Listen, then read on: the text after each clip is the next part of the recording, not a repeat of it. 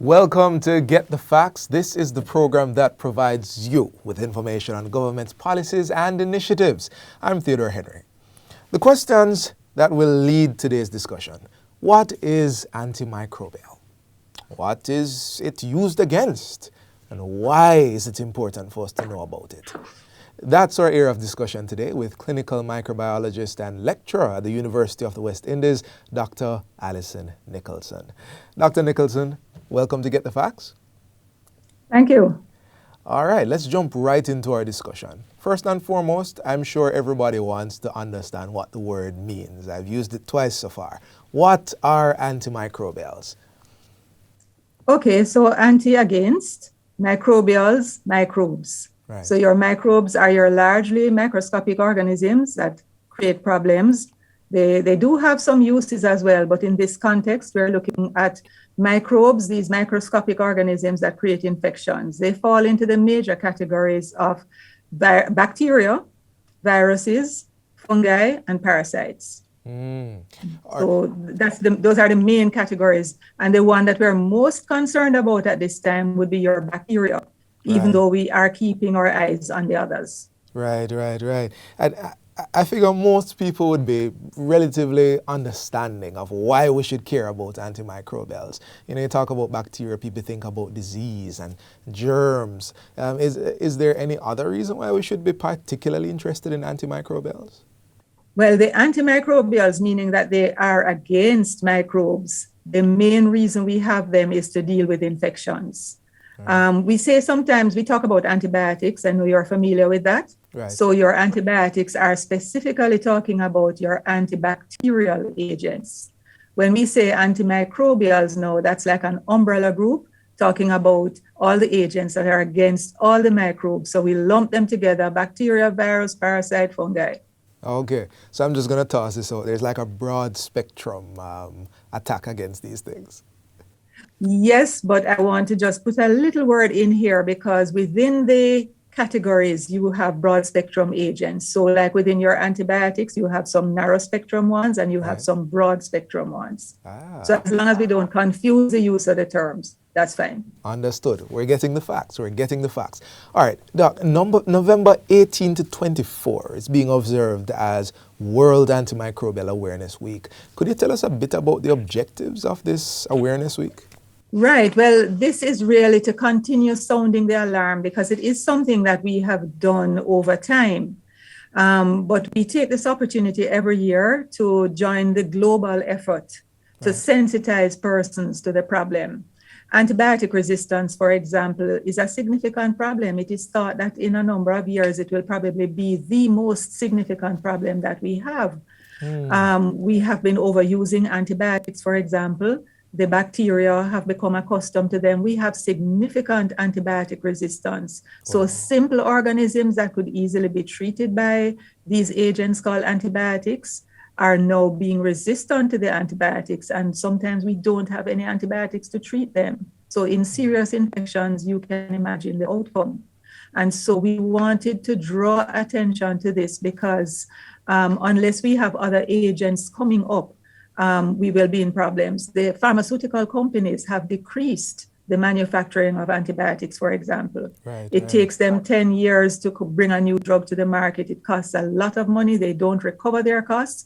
So with decreased production, but increased resistance, we're heading to a place where we won't have anything to treat bacterial infections. And it is similar for the other agents, but the bacteria have raced ahead of them. So that's why we tend to emphasize them a little bit more. But when we say Antimicrobial Week, we're talking about all the agents. Understood. You brought up the idea of antimicrobial resistance, and I'd like if we could touch a bit more on that. And also another term that I have here, selective pressure. But my question about resistance is, help us understand, is it a matter of the drug doesn't work anymore, or the microbe has gotten to a point where it is a super microbe now, bigger, badder, better, so we need something stronger? And is there anything that we can do about that? All right, so one thing leads to another. So you have the right trajectory. You use the antibiotics. So for example, you have a sore throat, you go to the doctor, you get antibiotics. You are therefore exposing your flora, the flora in your body, to these antibiotics. Right. Sooner or later, the antibiotics will encounter a mutant, a slightly changed form that the antibiotic cannot kill. So the antibiotics will therefore kill all of those that are sensitive to it. But then it will leave that small percentage of those that have emerged that are no longer sensitive to that. And that will be a problem because you will then have that small subpopulation being resistant to the antibiotic, and that now takes over. So now the next time you have an infection, you're going to be having these resistant organisms. Now you can step up to probably a higher level of antibiotics, and then you try that. The same thing happens. Where we are now is that we sometimes go to the highest level and still find organisms resistant. Does this have anything to do with that term selective pressure? Yes. So you use the antibiotics and they end up selecting for the resistant organisms. That's not what they're supposed to do, but that's what they end up doing. That's an effect of their action. Okay. So pressure makes them essentially stronger. What doesn't kill me make me stronger. The selective pressure will take out the organisms that are sensitive to the antibiotic, leaving room for the ones that are resistant to spring up. So we're having this awareness week, and what you've described is pretty serious. So what are some of the activities planned for this week? Like, how are we going to drive this sensitization? Right, so we have a whole week of activities, as you said. We have the launch on the 15th of November. And then on this 18th, we have the Agri-Food Industry Day. And I should point out that sometimes persons think of the use of antibiotics in association with human health. Right. But don't forget that you use antibiotics in animal health as well. True. Okay? And it's used sometimes in agriculture. So you have to be thinking about that as well. So there's an Agri-Food Industry Day on the 18th, and that is from 9 to 1, where the emphasis then will be on educating the persons involved in agriculture. Then on November 19, there will be another session from 10 to 12, and that will be on infection prevention and control. This is an important area because you want to be preventing infections so you don't have any to have to treat. Right. And so we'll be looking at antimicrobial resistance in that area. And then on November 22nd, there will be another session, again from 10 to 12. The sessions are generally from 10 to 12. And that one will be looking at antimicrobial prescribing practices and regulations. And on November 23rd, we'll be having one on antimicrobial stewardship. And then on November 24th, we'll have a public-private partnerships in the fight against antimicrobial resistance. So we have selected the topics that we think need the most exposure. We have chosen where we will have those, and we're inviting persons who hear about these topics and are interested. They can contact us, and we will be able to tell them where the venue. All right. So we're going to talk a bit more about how we can get into this discussion and how people can attend. But we're going to go to our break right now. We've had a very interesting discussion so far, but we're going to continue this conversation on the other side of the break. I'm inviting everyone to stay with us as we discuss antimicrobials and Get the Facts.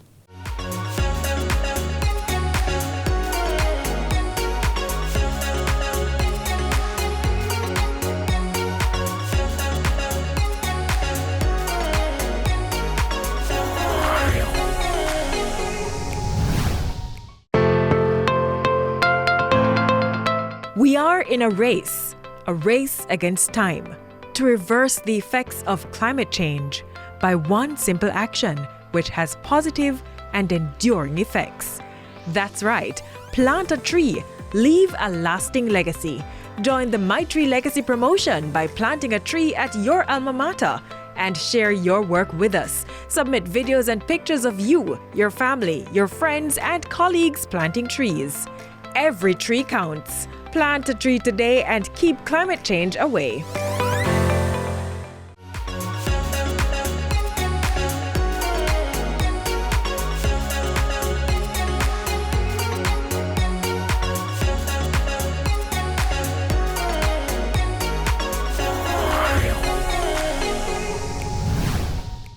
Welcome back to Get the Facts. We've been discussing antimicrobials, what is, what might be, and what we can do about it with Dr. Allison Nicholson. And right before the break, Doc, we were discussing this whole idea of antimicrobial resistance. And you were explaining what that really means. The question I have is, what's being done internationally to stem this problem? Okay, so the background to this is that from about 2007, the countries in Europe started having what they called Antimicrobial Awareness Day. So on the 18th of November, 17th of November, they would have banners across the street, flyers, posters, media houses would be encouraged to do topics on antibiotic resistance. That was antibiotic resistance at the time. Right. Then you have these organizations that I mentioned before. So that would be your Food and Agriculture Organization of the United Nations that deals with agriculture. Then World Organization for Animal Health, that would look at your animals. And of course, you have World Health Organization. So they have joined together from about 2015 or so, and they have been doing Antimicrobial Awareness Week. So during this time, we will have the presentations that I told you about.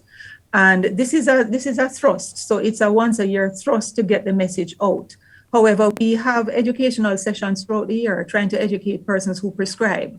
Right. We have had it on the agenda to have persons who actually take the antibiotics. We haven't had many of those sessions, but we have had several sessions, symposia, short sessions, just to sensitize our healthcare providers, the persons who prescribe the antibiotics.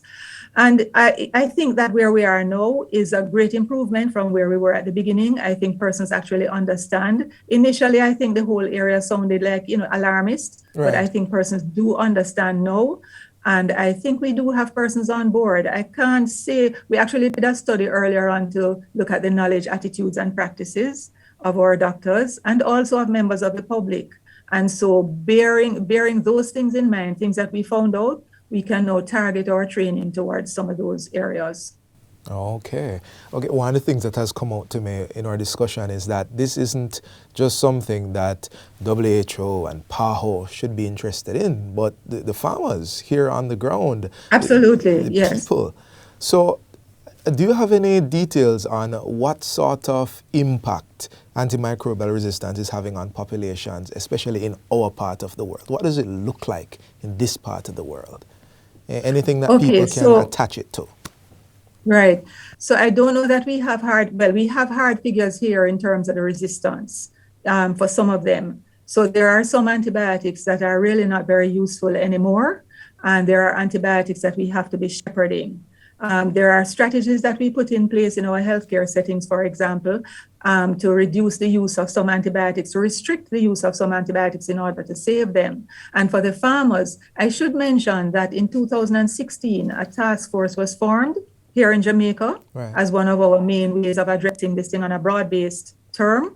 And so what we have is a task force made up of persons from all the different entities that are involved. So the animal health, human health, environment.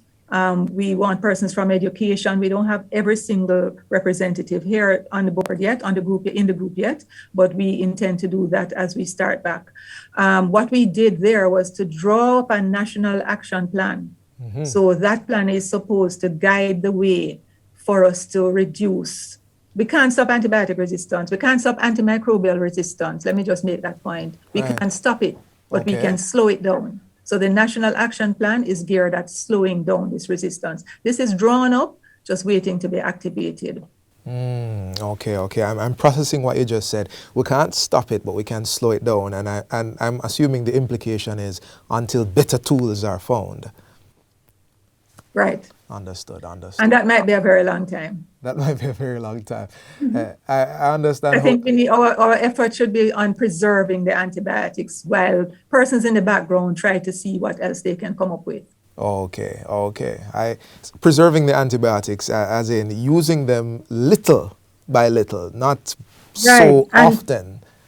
Right. And I think this would be a good opportunity to plug things like, if you go to the doctor and you get a course of antibiotics, complete the course. At this point in time, we're telling you to complete the course. Right. Do not share your antibiotics with others. And even in the person who shared their tablets and shortened their course, they have given the microbes a window to recover and grow. I want to wrap up with you giving us not only a bit of a charge, like talk to the people out there about some best practices, but also giving us some details on how we can participate in the Awareness Week. Like, how do we get on? Okay, so what I would say I will take that last part first. Sure. And just keep watching the media, where we will then be able to tell you the venue. I told you the sessions that we'll be doing, and so we will then publicize where the sessions will be held. We have identified places like on the university campus, but there are other areas that we will be having these. So PAHO WHO, by the way, is very instrumental in what we're doing here now. They're working closely with a team to get the word out. And we're really very grateful for their support and the initiative that they've shown with us. So you will get the information concerning where these sessions will be held, but basically come out and be informed, come and listen. Some of these sessions will talk about what kind of levels of antimicrobial resistance we're having now in the island. What can you do? Just what you asked a while ago, what can you do to restrict antibiotic resistance? I spoke to some medical students recently, and they wanted to know, what can we do? What can we do to help? Because if this continues, when they become doctors, they will have a problem with treatment. All right. We have gotten the facts. And I like that last line that you mentioned, Doc. Everybody needs to join the fight. This isn't just some far-flung issue, but it involves me, it involves you. Let's come out. Let's look out for the locations. Let's look out for we got the dates, but let's look out for the locations and come and learn and see what we can do. This has been Get the Facts. Our guest was clinical microbiologist and lecturer at the University of the West Indies, Dr. Allison Nicholson. Doc, we thank you so much for joining us today. We thank you for giving us a clear and concise and, I would say, not at all alarmist view of what's happening. It's better we know. So, I thank you so much for watching, and I invite you to watch and continue watching JIS as we continue to get you the facts. Until next time, walk good.